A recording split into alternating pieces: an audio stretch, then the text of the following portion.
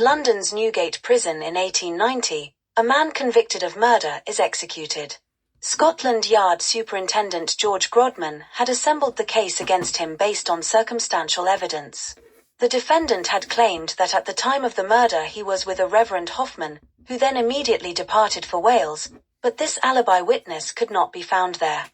However, this turns out to be because he actually went to New South Wales. Hoffman returns to London just after the man he would have cleared is executed, and Grodman is fired over the miscarriage of justice. His replacement as superintendent is the obnoxious and gloating John Buckley.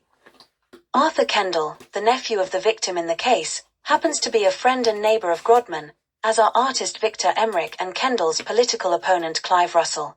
The three of them visit Grodman together. He tells them he plans to write a memoir of his career, and accepts Emmerich's offer to draw the illustrations of bodies and the like.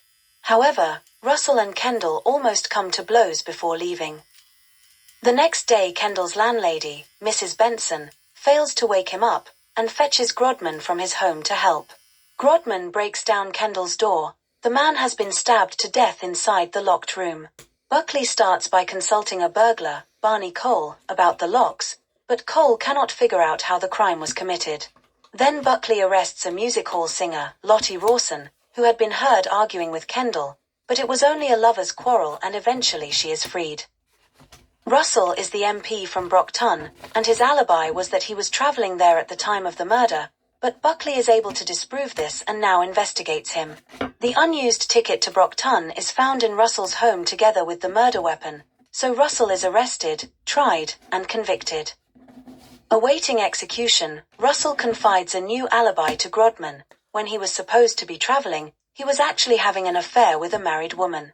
To protect her, he swears Grodman to secrecy, but Grodman traces her anyway. However, this does not help, because it turns out she has just died. At the last moment Grodman asks Emmerich to accompany him to Newgate, where Grodman confesses to the murder. He killed Kendall for justice. Kendall had been the one who murdered his aunt and allowed an innocent man to be executed for the crime. Grodman faked the locked room by depending on Mrs. Benson's reactions. He drugged Kendall so that he would not wake up in the morning, and when he went to investigate, Grodman stabbed the sleeping killer while Mrs. Benson was cowering outside the door. He later broke into Russell's home and planted the murder weapon. Thus Russell is exonerated. Grodman hands Emmerich the manuscript of his memoir, which explains all this, and asks him to ensure it is published once the police are through with it. He has now achieved his other purpose in the crime. Superintendent Buckley is humiliated.